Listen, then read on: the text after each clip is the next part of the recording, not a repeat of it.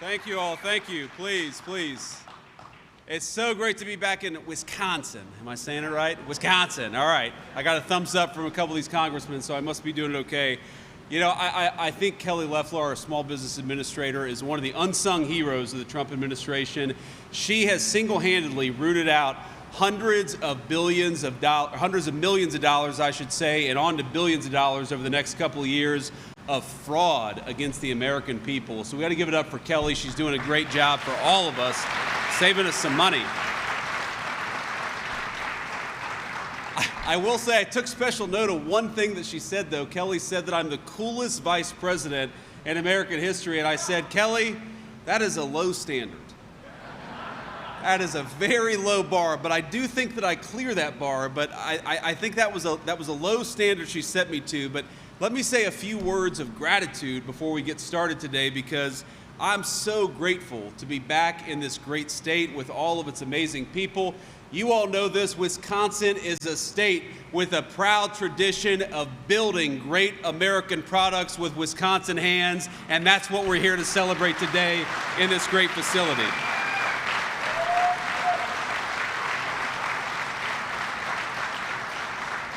Now, that would not be possible, of course, without the workers and the leadership of Point Precision. And I've been learning a little bit about this facility just because I knew I was going to come here today. 165 great Wisconsin employees making great American products at a good wage. This is a place that rewards dignified work, and this is a place that makes America and the whole community richer. So you guys should be proud of yourselves. I want to thank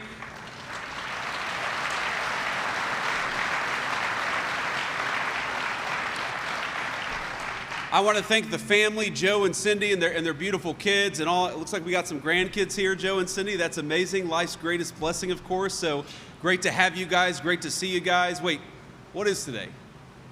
Thursday? Should you all be in school right now? I caught you.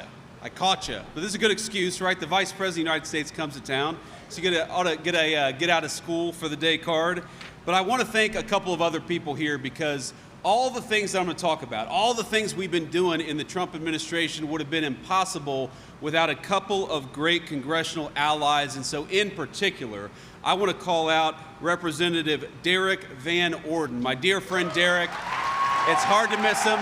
Thank you.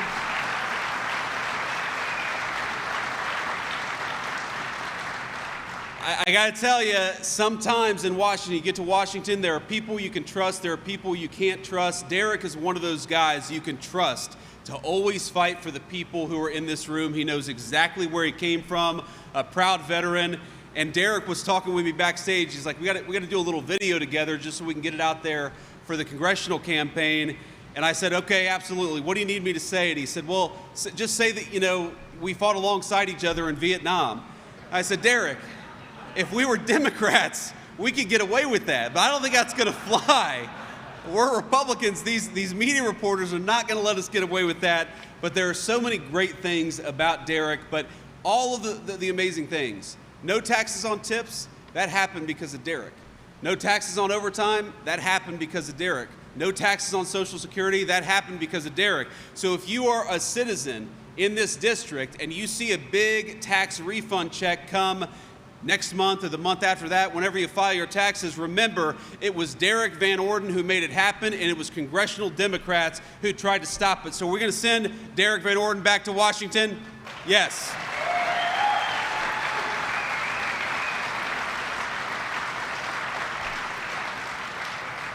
We've also got President Trump's endorsed candidate for governor of Wisconsin, Tom Tiffany. Tom, please stand up and be recognized. Another great guy.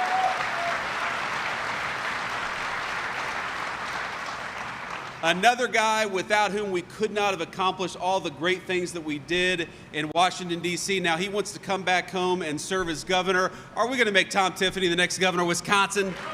There we go. And then finally, if I'd had a few people stand up, I want to recognize Representative Grothman. Where's Representative Grothman? Thank you, sir. It's good to see you. Where's Representative Brian Stile? Brian? A great guy. We're not in Brian's district, but a great guy. We've got Wisconsin GOP Chairman Brian Schimming. Where's Brian Schimming? Thank you. State Treasurer John Lieber. Where's John Lieber? Thank you, man. Thank you for your service. And finally, State Senate President Patrick Testin. Patrick, where are you? Thank you.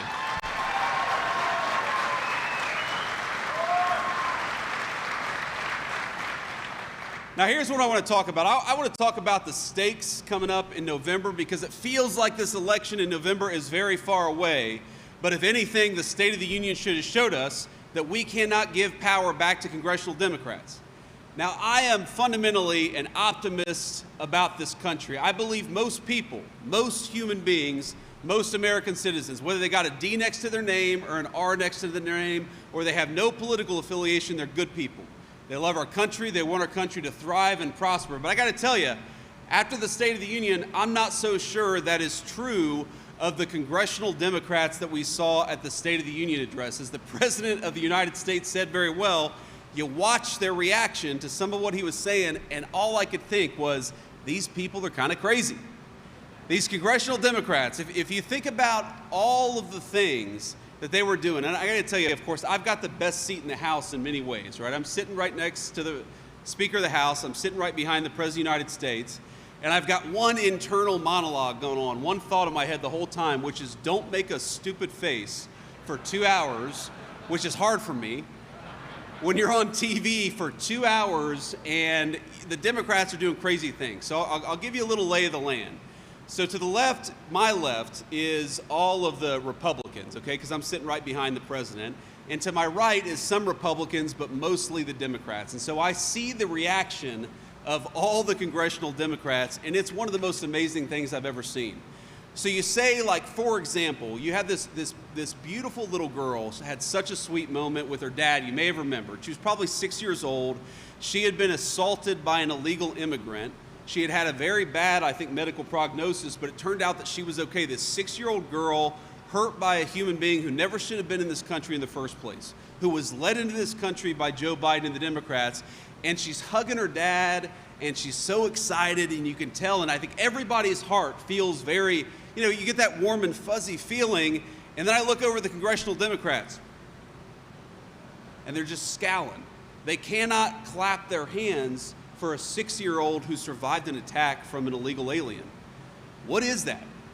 What kind of a person can't stand up and cheer for an innocent young girl who's doing well, who's showing the entire country strength and resilience?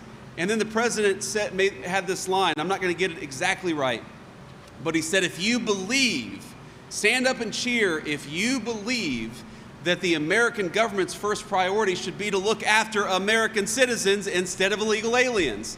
And all the Republicans, including Derek and everybody else, stands up and starts cheering. And then you look over the Democrats. Complete silence, no reaction at all.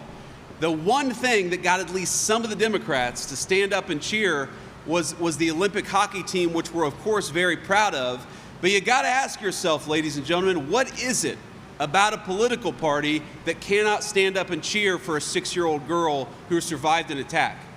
What is it about a political party that can't stand up and cheer for the fact that we have rising wages and low inflation for the first time in a very long time in the United States of America? What is it about a political movement that sees the mother of a woman who was murdered on a bus? Because the president highlighted this woman, her 22-year-old daughter was riding on a bus to work, was killed by a violent criminal who was let out of jail 13 times by Democrat leadership, should have never been on our streets, and then murdered an innocent girl. We recognized her mother, her strength and her character and her grief, and I think we all kind of grieve with her a little bit, and the Democrats cannot even stand up and cheer for that. And so the question of the next election is not, do we want low taxes? And of course we do. It's not, do we want a secure border? And of course we do. It's a more fundamental question than that. Do we want to give power back to the people who opened our border, who raised your taxes, who won't even cheer for a 6-year-old girl who was wounded because of their bad policies? And I think our answer to that is hell no. We want to give power back to the people like Derek Van Orden who fight for us.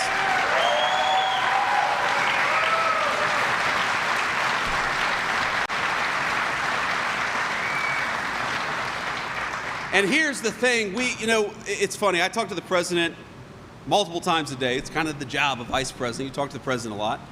And every single day, the president will say to me, what have we done today? Got to do more, got to do more, got to do more, okay? The president has such an intense work pace. And I sometimes think, Mr. President, we got to take stock of all the incredible things that we have accomplished over the last year. When Joe Biden and the Democrats left us, the government of this country, we had the highest inflation that we had ever had in 40 years. Thanks to Donald Trump and congressional Republicans, we now have inflation at 2.4%, the lowest in 5 years, and it's coming even lower, ladies and gentlemen.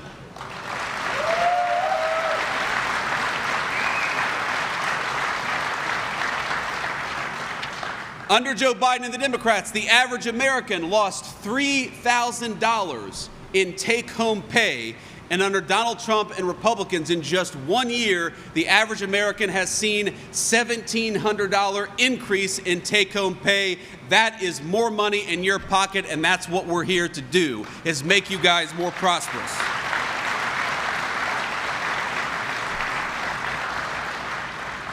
Under Joe Biden in the Green New Scam, we had the highest energy prices that we had had maybe in my entire lifetime. And then we had Republicans take over with a simple principle, which is drill, baby, drill. Get the oil and the gas out of our territory. Use American workers to provide American companies the energy that they need. And now we've got gas prices lower, we've got electricity and utility bills lower, and we've got companies just like Point Precision that can actually afford the cost of doing business, which they couldn't do when Joe Biden was in charge. So it's funny to me, when the Democrats talk about affordability, you heard the president talk about this in the State of the Union address. Hearing the Democrats talk about affordability is like hearing an arsonist complain about fire. It's your fault.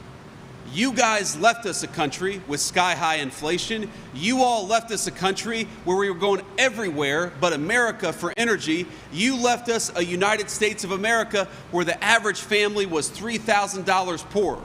So our attitude is, you know what? When you talk about affordability, you're exactly right. You caused an affordability problem, congressional Democrats, and we are here to fix it.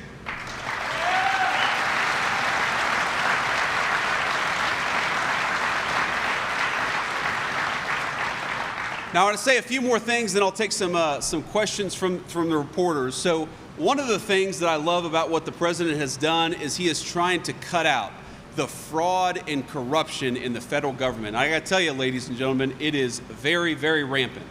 We have way too many people who got way too comfortable getting rich off of your tax dollars instead of providing the services that they need or maybe giving you a tax cut. We had fraudsters getting rich off of your generosity. I did a little press conference yesterday with Dr. Oz, who runs our Medicare and Medicaid services. And beforehand, we were talking about some of the fraud that he had uncovered in just a couple of months. Let me give you an example. In next door Minnesota, in Minneapolis, not a very well-governed state, you had a situation where we have a service that the federal government provides. The states actually provide it, and then they get reimbursement from the federal government. And you know what they do? They help autistic kids with after-school services. Because if you know anybody who has autism or is on the spectrum, sometimes you need a little bit of extra help. And so we've got a program there to help those special needs kids to make it easier for their families. What was happening is that Somali fraudsters, many of whom were illegal immigrants, shouldn't have been in this country to begin with. You had Somali fraudsters who were saying that their kids were autistic even though they weren't. They were collecting a fat check from all of you, and they were getting rich from it. So what happens? You get poorer, your tax dollars go to Somali fraudsters, and worst of all, you've got special needs kids in American communities that we ought to be helping, and instead of helping them, we're helping fraudsters who don't have the problem to begin with. That is a scandal. And it's something that Joe Biden and congressional Democrats promoted with their open border, encouraged it, and funded it. Now, I'm here to tell you that the job of your government is not to open your borders and allow fraudsters to come in and take advantage of you. The job of your government is to shut the border and shut off the fraud, and that's exactly what we're doing in the Trump administration.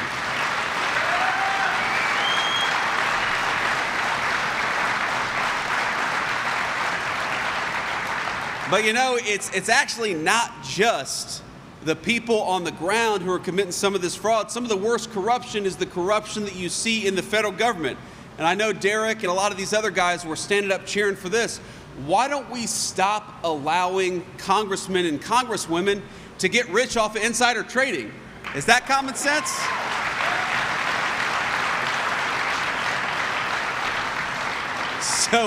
So again, I've got a seat unlike any other. And the President of the United States, first of all, the whole time the President's given his speech, I was amazed at his self-control, because I would not have had it if I was up there with the microphone. Because these two women, far-left Democrats, Rashida Tlaib and Ilhan Omar, they're sitting next to each other, and they're talking loudly the entire time, okay? So there's a point at which I almost look over at him and go like this. But see, this is the thing you can't do when you're sitting behind the president. I would have gotten in trouble for that. Even Derek wouldn't have defended me if I did that. But it's just nails on a chalkboard. They're talking, they're interrupting. The president was completely unfazed by it. But again, you're sitting there, and then the president gets to the point where he says, you know what? We are going to stop congressmen and congresswomen from getting rich off of insider trading, from violating the public trust that you have put in them, and get rich off of insider trading. Of course, a lot of people stand up and cheer. Most of the Democrats don't. You know who was not standing up and cheering? Nancy Pelosi. I have never seen a person more angry in my life than Nancy Pelosi when the President of the United States is calling out insider trading. Ladies and gentlemen, my hope for all of you, of course, is that we can make you richer and more prosperous and safer in your communities. But my hope for all of you is that you find somebody who loves you as much as Nancy Pelosi loves insider trading, because then you will have a very good life indeed. But on all these things, we just have to stop the fraud. The government exists to serve you. We want the government, of course, to be smaller. We want it to be limited in its scope. We don't want it in your pocketbooks. We don't want it telling you what to do. But there are a few things you need the federal government to do. You need it to provide for the common defense. We need a good military. You know, we need it to ensure that people like special needs kids are able to get the essential services that they need and can't afford. I happen to believe I grew up in a poor family. When we have people who are down on their luck, we don't want those people to starve or not be able to get medical care. We want to make sure that Americans are taking care of Americans. But that is not possible if we allow fraudsters to come into our country and get rich off of your generosity of spirit. And so I want you, when you go to the polls in November, I don't want you to just think about all the great things that we've accomplished, all the great things that we've talked about. I don't want you just to think about no taxes on tips and lower gas prices. I want you to think, who is going to protect my money from fraudsters? And the simple answer is, it's Derek Van Orden and congressional Republicans. It is not the Democrats who created this problem to begin with.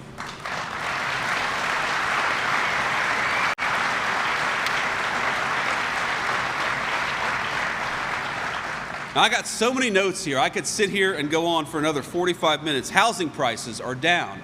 Apartment rents are down 4 months in a row. We came in saying we wanted to make housing more affordable, and we're starting to make good progress on that.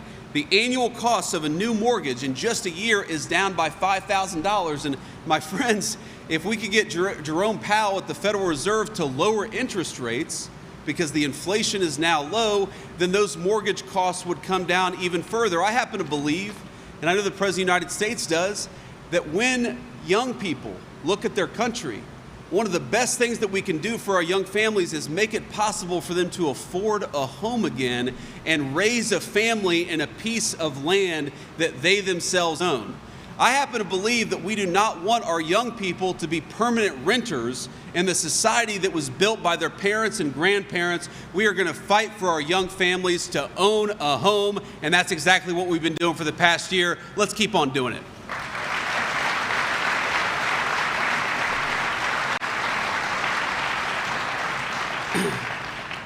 But let me just close with this one final thought, and then I'll take some questions from the media. There are a lot of specific issues that matter. We could talk about all of them. We could talk about the fact that we've got a closed border and they opened it. We could talk about the fact that we've got the lowest murder rates in the United States of America in 100 years. And you wonder, how did that happen so quickly? Two reasons. Number one, we empowered our great law enforcement officers to do their job, and the last administration was holding back. And two, we got a lot of violent criminals the hell out of this country and sent them back to where they belong. That's how you get a low murder rate. We got so many things we could brag on, so many things that we still got to do. We still got to work to make homeownership affordable for our young families. You know, you've probably seen the headlines about, you know, the stock market has been doing incredibly well because the economy's been doing incredibly well. But the president asked me probably 4 months ago, he said, what about the Americans who don't own stocks? And so he's created a new program where we can allow the 35% of Americans that don't own stocks to open up the kind of accounts like a 401k that some workers have access to, other workers don't. We're going to allow every worker to open up that kind of account. So when the stock market goes up, it's good for every single American citizen, not just the 65% of people who own stocks. We want to make it good for everybody. So there's still so much more that we can do. But the fundamental question, I don't think, is this issue or that issue. The fundamental question is, who fights for you?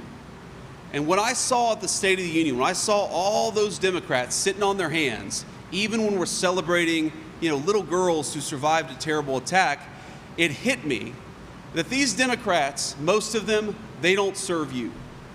Now ask yourself, why are they sitting on their hands? I would like to think, I don't know them personally, maybe Derek would disagree with me, but I'm going to be a little charitable to those congressional Democrats. And I think when that little girl was standing up hugging and kissing her dad, that those Democrats, there was at least a part of them, the human part in their soul, that wanted to stand up and cheer for that little girl. And all of them sat on their hands. And you have to ask yourself, why is that? And the answer is because they know they don't answer to you. They answer to somebody else. They answer to people who have corrupted this country. They answer to people who opened the border. They answer to people who got rich off of illegal immigrant labor. We want you guys to get rich off of the labor of American citizens. We want American workers to get rich for working hard, not illegal aliens. And that, to me, is the fundamental difference between congressional leadership and congressional Democrats and the congressional Republicans under the leadership of this president. These guys, they don't serve you. Watch a speech of any of the congressional Democrats. Go watch if you can handle it. Maybe have a few good Wisconsin beers beforehand and prepare yourself. But watch a speech when these guys talk about illegal immigration, and then watch a speech when they talk about manufacturing jobs for American workers. That doesn't give them passion. That gives Donald Trump passion. That gives Derek Van Orden passion. The idea that every single one of you should have a good job, a good life if you work hard and play by the rules. The idea that our young families should be able to own a stake in their country, that's what fires us up.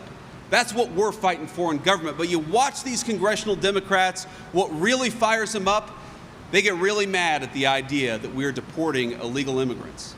They talk about the dreams of illegal immigrants who have come into our country, but what about the dreams of you and your children? Because that's who I'm fighting for. That's who Donald Trump is fighting for, and that's who Derek Van Orden is fighting for.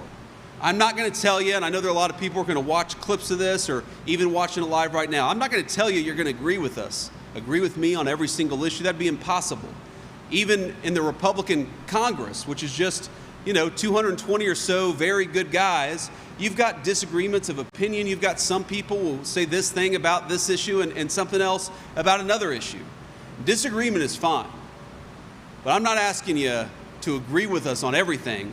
I'm asking you to remember who serves you. And what I know about Donald Trump and the congressional Republicans is that we wake up every single day and we think about, how do we fight for you? The question in November is, do we give power to the people who fight for corruption, who fight for fraud, who fight for illegal aliens, or do we give the government to the American citizens for whom it was designed and for whom it was created? I think I know the answer. Let's vote for our people. Let's vote for Derek Van Orden next November. Thank you all.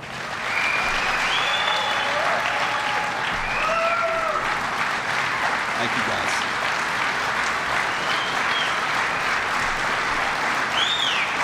Thank you all. Okay.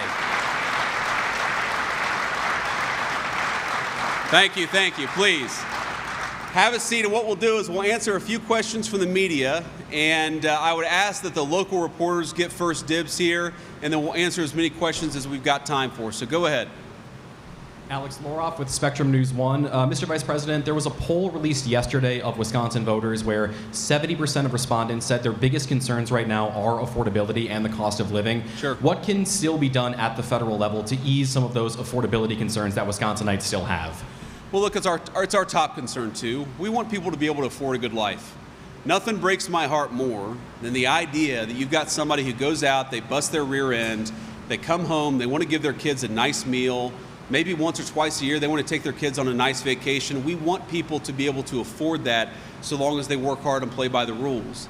And I think the thing that we've tried to remind ourselves of in the Trump administration is we were put in a very big hole. When you talk about the average American family under Biden's leadership that lost $3,000 of take-home pay, we think every single day, how do we get that $3,000 back and then some? You heard me say earlier, and this is a true statistic, that the average American family has gained about $1,400 under the Trump administration just in about a year and a month. Now, that's something we're very proud of, but we think every single day that still means that compared to when Biden took over, those Americans are still running behind. They're still catching up. So I think what we have to do every single day is come up with ideas for how to make the American people's lives better, and that's what we're doing. Some of this is the policies that we've already put in place take a little bit of time to work their way through the system. Some of it is we got to keep on working at it. You know, a few months ago, the President of the United States had the big pharmaceutical companies into the Oval Office. And normally what happens is these big pharmaceutical companies, they come to Washington, thanks to the fraud and corruption, and they get a big fat paycheck from congressional Democrats. You know what they got instead? They got a lecture from the President of the United States. Why is it that the people in this room, for my entire life and then some, paid the highest prescription drug prices in the world, while people in England or France or other rich countries paid much lower prices? And the reason is because the pharmaceutical companies took advantage of us. That was corrupt. It was unacceptable. Now, you're already starting to see this with certain medications, and you're going to see it with more, but the President of the United States said, we are done paying more than Europe for prescription drugs. We want to pay what they pay, and if you're not going to take that deal, then get the hell out of my office. Well, they took that deal.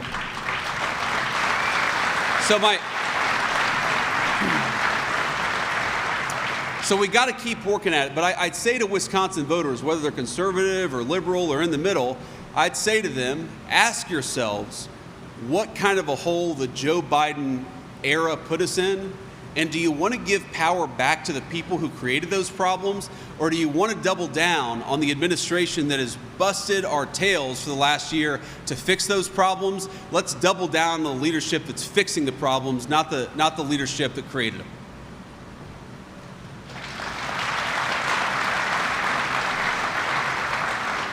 Thank you, Mr. Vice President. Matt Smith from WISN TV in Milwaukee.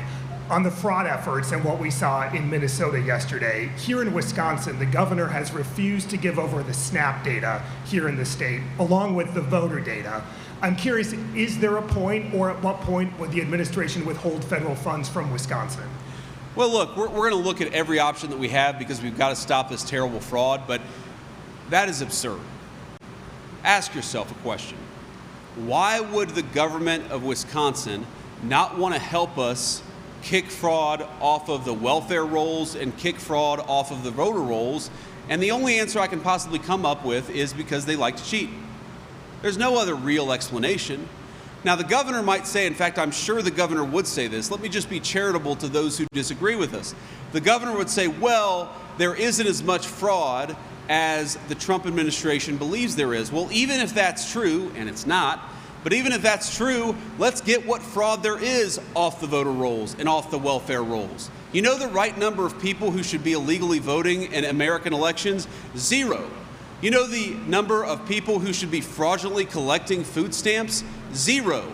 I want those benefits to exist for the people who need them. The only way to promise that is to get the fraud out of the system, and that's what we're trying to do in the Trump administration. No more fraud, no more corruption. It shouldn't be hard.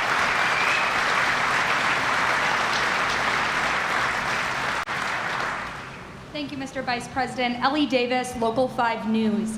What should data centers do to be good community partners? Well, that's a very, very good question. And you saw the president talk about this in the State of the Union address. Look, there's a good news and a bad news with data centers. Now, the good news is, first of all, they're big facilities. You create a lot of construction jobs. And this next generation of the technological revolution, you need those data centers to make that run. Those data centers are like the gasoline of the technology revolution that we're going to see over the next 75 years. And I don't know about you all, but I want America to win that technology revolution. I don't want China or some other country to win it. And so that's why we got to have these things. Now, here's the downside. If those centers are built and the local governments aren't ensuring that there's enough power for those data centers, then it's going to increase electricity costs for everybody else. And so what we think the data centers have got to do is they've got to work with the local governments, with the state governments, and in the federal government, we are trying to do everything that we can so that if you build a data center, for example, you can just build a power plant right next door. What I think we ought to be working towards is you build those data centers and electricity costs come down for American citizens instead of going up for American citizens. The data centers can afford it. We got to make sure that they're good neighbors so that when they come in and build these great buildings, the people in their neighborhood, the people in their community benefit too, and that's through lower power. That's the best way they can be good neighbors. Thank you.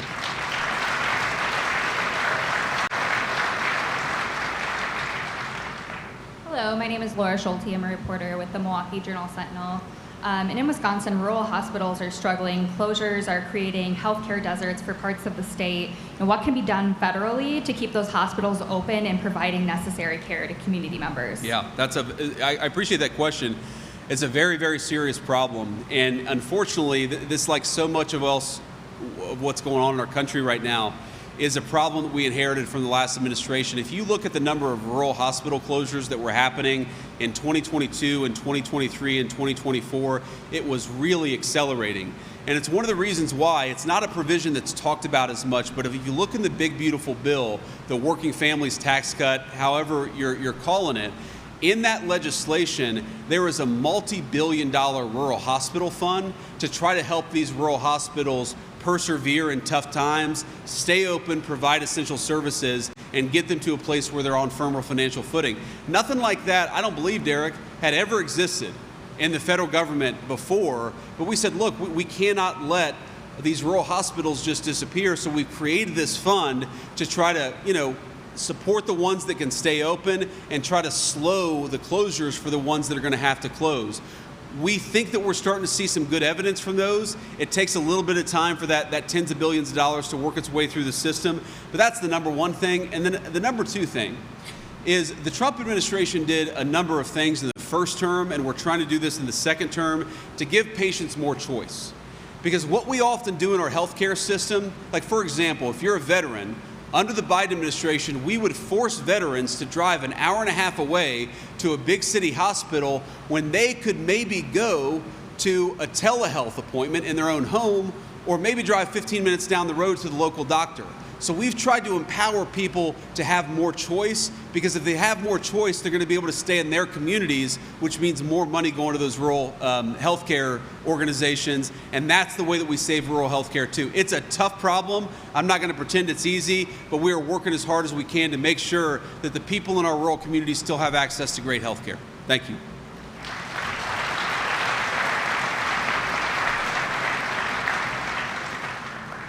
Hoff with the Midwest Farm Report Radio Network, talking to farmers across the state of Wisconsin. My question for you today is, commodity markets have not been friendly to Wisconsin farmers. I'm talking corn, Sure. soybeans, and dairy. What is the administration doing to bolster trade, increase export markets, and those relationships to bring market prices back up? Yeah, so the good news on that is that our great Secretary of Agriculture, Brooke, has been on this from the very beginning. I think it was maybe the first cabinet meeting where Brooke comes up to me and says, JD, the farmers have inherited a mess, and we've got to do everything that we can to ensure that they can stay afloat during this very tough time. So one of the things that we're doing is making sure that wherever commodity prices are, that our farmers can do their job, they can provide their food, and if they fall on tough times, there's a little bit of a support mechanism there. Now you might say, why do we do that? But the answer is actually very simple. If we don't have American sovereignty in our food supply, we don't have sovereignty at all. If you cannot depend on your neighbors to provide your food, if the food that you're relying on comes from another country, say goodbye to sovereignty, because that country is the one that controls you. The country that controls the food is the country that will ultimately control the entire world. So we've made very strong efforts, and we're going to keep on working at this with our farmers to ensure that whatever commodity prices are, they're able to stay afloat, they're able to grow their products. We know that they're struggling, and we're trying hard to fix that. The other thing the president has done is, for a very long time, China, one of the biggest buyers of soybeans, they would take advantage of American markets, but they would not take the product of Wisconsin farmers, whether it's corn or soybean or whatever it is, they would not offload that product into their country. Now that was a fundamental unfairness, and that's why the president is fighting back and making sure that we have fair trade practices. If you don't have countries honoring the United States of America, our great farmers and our great manufacturers, if you have countries that are able to come in and undercut the wages of our workers, but we're not able to export their product, ladies and gentlemen, that is not trade, that is international fraud, and that's what's been happening far too long all over the world. The President of the United States is stopping it. We're going to keep on stopping it to the benefit, not just of Wisconsin farmers, but Wisconsin manufacturers too.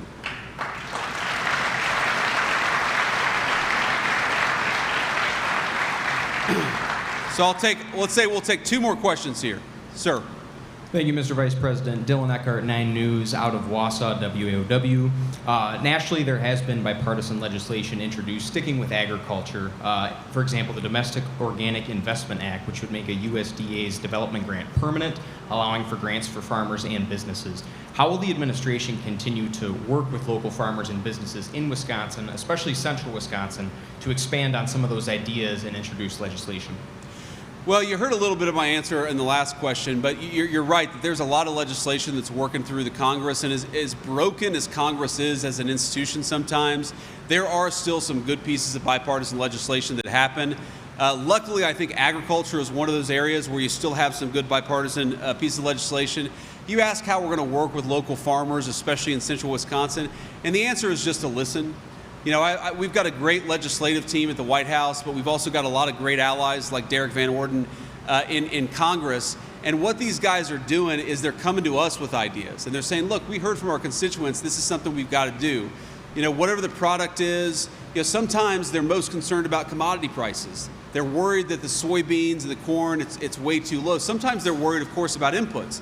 They're worried about fertilizer. They're worried about the cost of fuel. So what we just try to do is work with our allies in Congress, and frankly, we'll work with anybody in Congress who has good ideas about how to help our farmers. We're going to have some good legislation on this front over the next year. It's just a question of getting it over the hill, getting it to the president's signature, or to the president's desk, I should say, for his signature. Thank you. One more question.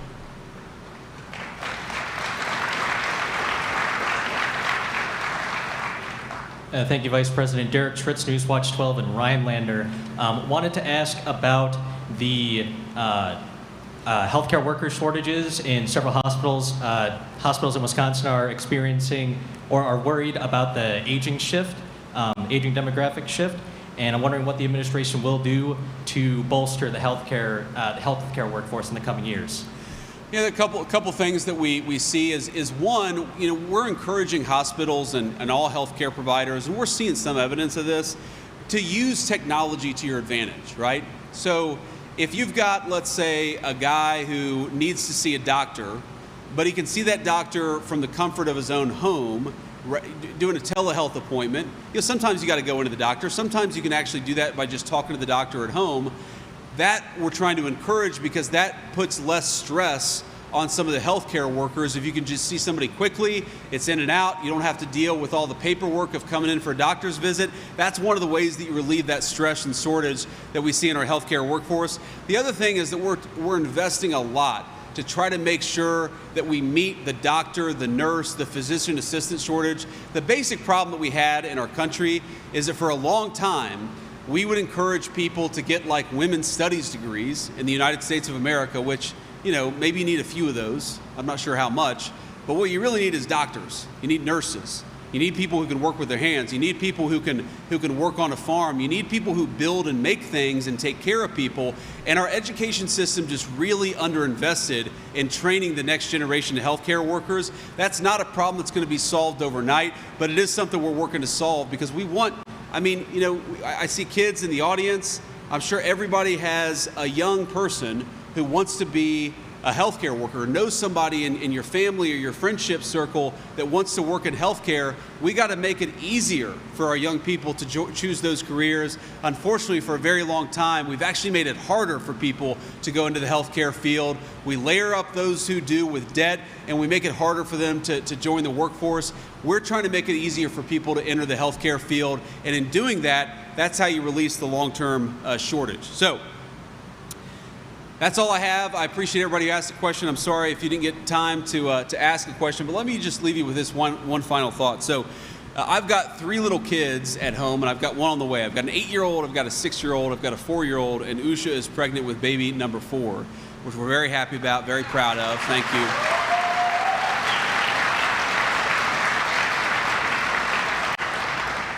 But my 8-year-old, you know, he's gotten really into football in the last probably 3 or 4 months. Don't hold it against him. He's an Ohio State fan. That's his dad rubbing off on him. Are we Wisconsin fans here in central Wisconsin? Okay. But here's the thing. We watched over the past few days. We watched Rudy. Does everybody remember the movie Rudy? About this guy, he was too little, he wasn't fast enough, he was 5'6", but he worked his tail end off and he made the Notre Dame football team at really the height of Notre Dame's power. I mean, they were one of the best, they still are, but they really were one of the best football programs back in the country. And it really is just this incredible tale of a guy who believed in his dreams, who fought for those dreams, and would never give up. A classic American tale. But I was watching that movie and I realized the 3 most important people in that movie, obviously one is Rudy, the guy who became the football player. But number 2 is Rudy's dad, and number 3 is the priest. There's a priest in the movie who sort of serves as a spiritual counselor to Rudy. And it kind of hit me watching this movie that the American dream takes many shapes and sizes. I think all of us know that. Even among our own kids, our grandkids, our friends and family, you've got the striver. You've got the guy like Rudy who's got really big dreams, wants to play football for Notre Dame, and is going to make those big dreams happen. But you've also got a guy like Rudy's dad, a guy who just wanted to work a good job, who wanted dignified work, who wanted to raise his family and take a nice vacation every now and then. And then you had this priest who was kind of the glue that held everything together, that helped people when they were struggling, that provided counsel to people when they were down on their luck, and was empowered to be a leader in the community. And I realized watching this that when we talk about the American dream, I'm not talking about my American dream. I'm talking about your American dream. Whether you want to have a good job and raise a healthy, happy family, whether your kid wants to go off and play college football, whether you want to start a business like the one that we're standing in, whatever it is, the great thing about this country is that the American dream comes in many shapes and sizes. But here's the thing about the American dream. The government cannot give it to you for you. But the government, with bad policy and bad leadership, it can destroy that American dream, whatever shape it takes in the lives of you and your children. And so I just want you to know that I'll never forget where I came from. Raised in a poor family, raised by a grandmother who would sometimes struggle to pay her prescription drugs or put food on the table and had to pick one or the other. And here I am before you, the greatest crowd in the world, as the vice president of the greatest country in the world. This country is still a place of very big dreams. But I'm not going to pretend that my dream is your dream, and I just want you to know that every single day I go to work, And every single day, Donald J. Trump goes to work, and we fight for the American dream for you and your family, however you define it. We would really appreciate you not sending us a bunch of crazy Democrats in November, so please don't do that. God bless you all. Thank you.